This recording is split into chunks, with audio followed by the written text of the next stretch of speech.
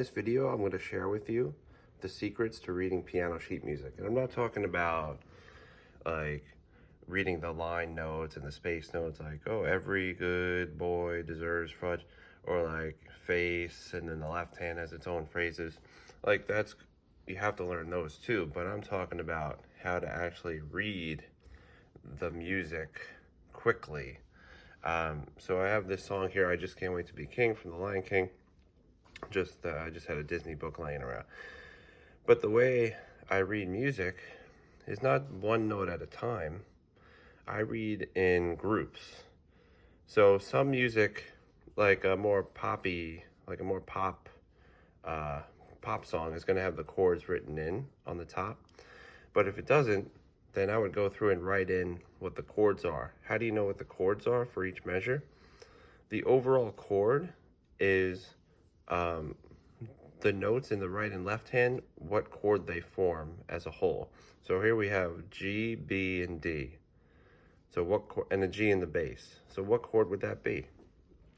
G, B, and D. If it didn't say G major already, then we go G, B, D.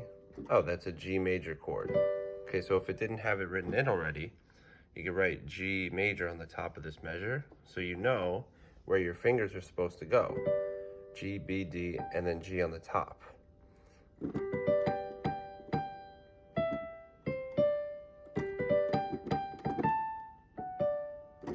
Okay, so back to the music.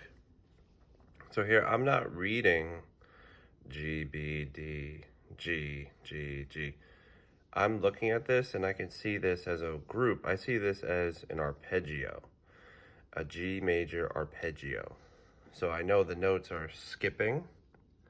I know it's not a scale, because a scale would be notes all in a row like this. G, A, B, D, C, D. But the notes are skipping. There's no note on the spaces in between. So it's skipping, it's jumping at the end. I know it's a G major arpeggio just by looking at it. So I know my fingers are spread out to the octave, the G octave on the ends. And then this skipping in between, so B, D, and G. I also know all my chord notes, so I know the notes of the G major chord right away. So I see the first note is G, and I see the rest looks like an arpeggio, so it must be a G major arpeggio. Plus the G, look at the left hand, there's a G in the left hand, which most likely means that it's going to be a G major chord. We can look at the key signature too, there's only one sharp. And in the key of G, there's only one sharp, that's F sharp. Okay, so if we keep going, now of course you want to read the rhythm too, but that's something different. We're just talking about the notes here. So the rhythm really, you don't really have to know like, oh, that's an eighth note, that's a quarter note, that's an eighth note, that's a tie, that's a whatever. You really just have to listen to the song. So if you know the song, then you can play the rhythm. Look. I don't have to count one E and 2 E and like whatever the counting, 1 and 2 and 3 and 4, and I don't have to count like that. I just know how the song goes.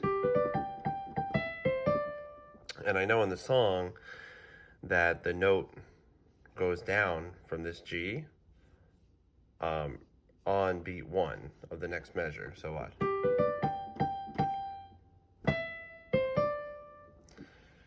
Okay, so I just know how it sounds for the rhythm. And then the pitch, I'm looking at the overall measure, and I'm always looking ahead. I'm always looking at the next measure, so I know it's next. So I see C over G. What does that mean?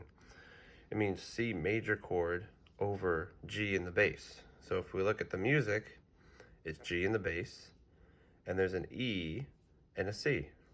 So those are two notes in the C major chord, C, E, and G. With just C and E in this case.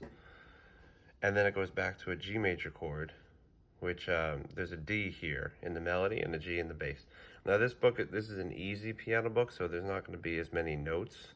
But if you're more advanced, you can take an easy book like this, and you could just look at the chords on the top and the melody and the bass. And you can make it more complex. So instead of playing just single notes like this, I can take my right hand and I can add in other notes of the chord. So for G major and C major are the first two chords of the song. So I'm going to play the melody that's written here, but I'm going to add more notes. Oh, let me just play what I mean.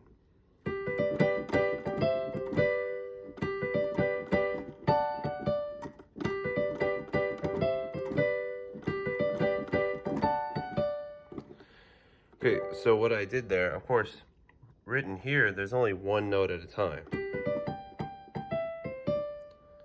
which is fine, but that's easy piano.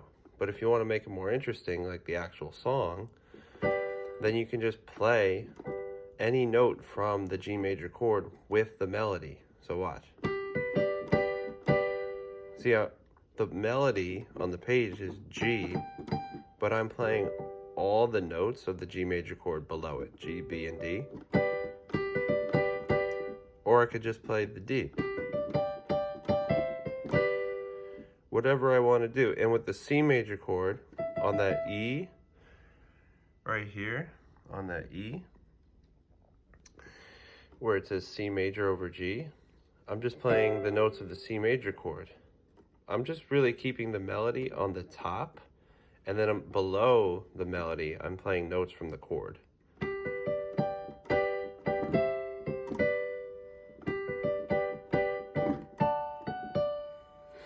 And then here, on that, it says D over G. So I'm playing a D major chord, which is D, F sharp, and A. But the melody is A, F sharp, D, which is just the D major chord arpeggio. A, F sharp, D.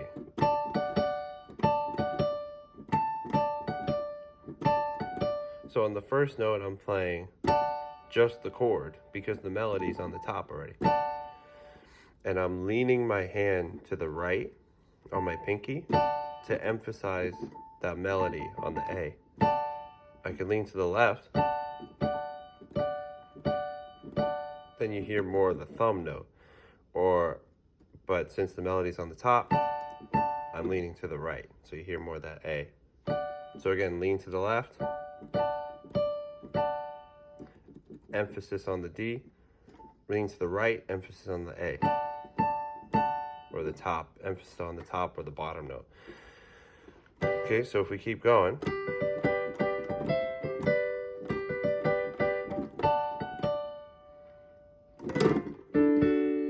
so then we get to the bottom of the page here where the melody starts. I'm gonna be a mighty king. So over here we have two notes played together, but we see the chord is just G major, right? So as long as I'm playing notes in the G major chord, then I'm gonna be okay. Watch this. So here's what's written on the page.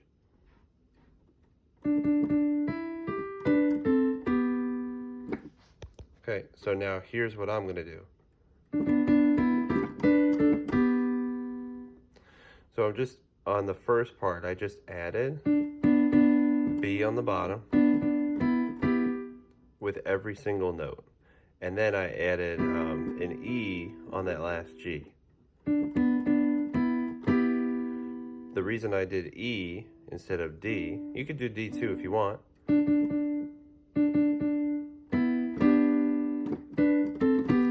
But I did E because in the melody, the note E came before the G, so I decided to keep it.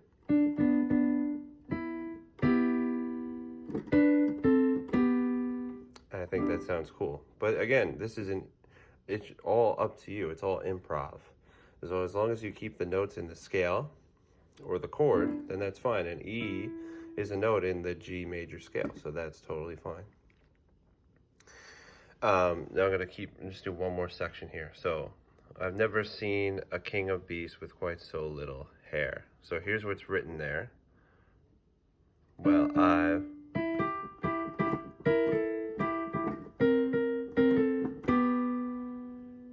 okay, so mostly they have two notes for some of them, right?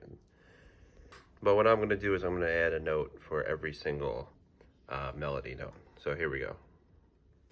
Watch this. So I'm going to start on D. So the chord for the first two notes is G major. So I'm going to play B below it. Well,